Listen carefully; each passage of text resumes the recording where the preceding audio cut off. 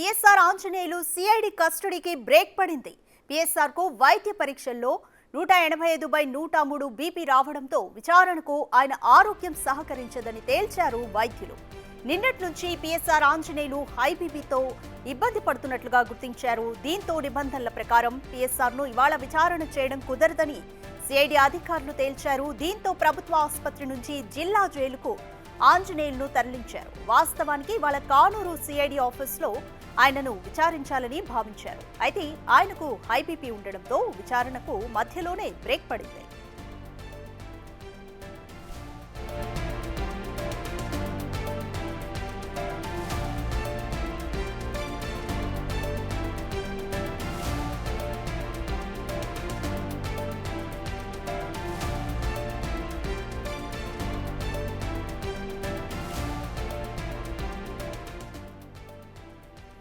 PSR Anjaneyulu CID కస్టడీకి break పడింది. PSR కు వైద్య పరీక్షల్లో 185/103 బీపీ రావడంతో విచారణకు ఆయన ఆరోగ్యం సహకరించదని తేల్చారు వైద్యులు. నిన్నటి నుంచి పిఎస్ఆర్ ఆంజనేయులు హై బీపీతో ఇబ్బంది పడుతున్నట్లుగా గుర్తించారు.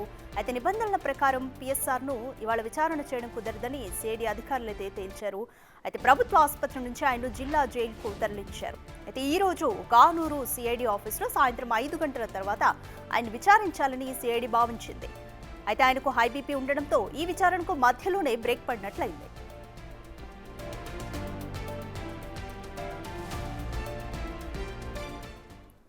మోర్ డీటెయిల్స్ మా ప్రతినిధి శివ అందిస్తారు. శివ, ఆంజనేయులు విచారణకు ఇప్పుడైతే ఆయనకు హై బీపీ ఉండడంతో బ్రేక్ పడింది. తదుపరి ఆయన్ను ఎప్పుడు విచారించే అవకాశం ఉంది? కంప్లీట్ డీటెయిల్స్ ఏ విధంగా ఉన్నాయి? అదిగా మొత్తమే చూసుకుంటే మాజీ ఇంటెలిజెన్స్ పిఎస్ఆర్ ఆంజనేయులు జత్వాని వేధింపులు, లైంగిక వేధింపుల ఆరోపణలో విజయవాడ సబ్ జైల్లో రిమాండ్ ఖైదీగా ఉన్నారు.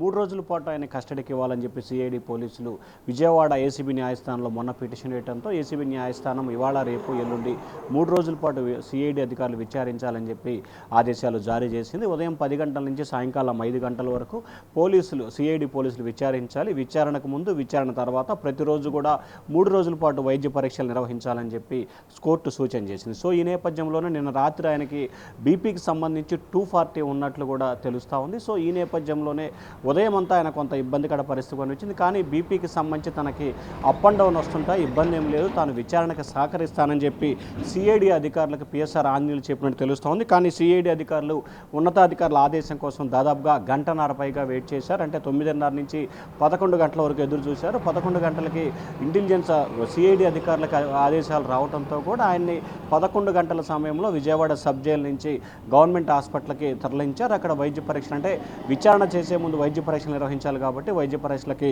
తరలించిన పరిస్థితి కనిపించింది. ఆయనకి 180/103 బీపీ ఉన్న పరిస్థితి కనిపించింది. అయితే పిఎస్ఆర్ ఆంజనేయులకు సంబంధించి తొలి రోజు విచారణ బ్రేక్ పడ్డ పరిస్థితి అయితే కనిపిస్తూ ఉంది. వైద్యులు సూచన సలహాల మేరకు కూడా విచారణ వాయిదా వేయాలని చెప్పి కూడా సిఐడి అధికారులు భావించారు. ఎందుకంటే పూర్తి స్థాయిలో 185/103 బీపీ ఉన్న నేపథ్యంలో సిఐడి డైరెక్షన్స్, సిఐడి ఉన్న విధి విధానాలను బేస్ చేసుకొని కూడా విచారణ అలాగే కస్టడీ తీసుకోకూడదని చెప్పి కూడా సిఐడి అధికారులు భావించారు. సో ఈ నేపథ్యంలోనే విజయవాడ ప్రభుత్వ వైద్యశాల వైద్య పరీక్షలు ముగిసిన తర్వాత బీపీ రిపోర్ట్ వచ్చిన తర్వాత ఆయనకి అన్నీ నార్మల్గా ఉన్నాయి. ఒక బీపీకి సంబంధించి మాత్రమే కొంత ఇబ్బంది ఉన్నట్లు వైద్యులు చేసిన సూచన మేరకు కూడా సిఐడి అధికారులు మొదటి రోజు విచారణ చేయకుండా కూడా విజయవాడ సబ్ జైలుకి పిఎస్ఆర్ ఆంజనేయుల్ని తరలించారు. మళ్ళీ విజయవాడ సబ్ జైల్లో ప్రస్తుతం ఆయనైతే చేరుకున్నారు. ప్రస్తుతం విజయవాడ సబ్ జైల్లో రిమైండ్ ఖైదీగా ఉన్నారు. ఈరోజు సాయంకాలం ఒకసారి బీపీ చెక్ చేశారు. రేపు ఉదయం మళ్ళీ మరొకసారి బీపీ చెక్ చేస్తారు. తర్వాత ఆయన బీపీ కనుక నార్మల్ స్టేజీకి వచ్చినట్లయితే కనుక రేపు ఉదయం 9:30కి విజయవాడ సబ్ జైలు నుంచి ప్రభుత్వ వైద్యశాల తరలిస్తారు. అక్కడ కూడా ఆయనకు పూర్తి స్థాయిలో ఆరోగ్యం కనుక సహకరించి బీపీ, షుగర్ ఇవన్నీ నార్మల్గా ఉన్నట్లయితే కనుక 10 గంటల నుంచి సాయంకాలం 5 గంటల వరకు విజయవాడ కానూరు సిఐడి కార్యాలయంలో ఒకరోజు కస్టడీకి తీసుకొని విచారిస్తారు. ఆ తర్వాత మళ్ళీ సాయంకాలం 5 గంటల తర్వాత వైద్య పరీక్షలు చేసి సబ్ జైలు తరలిస్తారు. మళ్ళీ ఎల్లుండి కూడా విచారణ చేసే అవకాశం అయితే కనిపిస్తూ ఉంది. అయితే రేపు విచారణ ఉంటుందా లేదా అనేది, ఆయన ఆరోగ్య పరిస్థితులు ఏకంగా ఉంటాయి ఏమిటి అనే దానికి సంబంధించి కూడా ఈరోజు సాయంకాలం అలాగే రేపు ఉదయం టెస్టు చేసిన తర్వాత పూర్తి స్థాయిలో కూడా రెండో రోజు విచారణకు సంబంధించి క్లారిటీ వచ్చే అవకాశాలు కనిపిస్తూ ఉన్నాయి. Radhika, thanks for the update Shiva.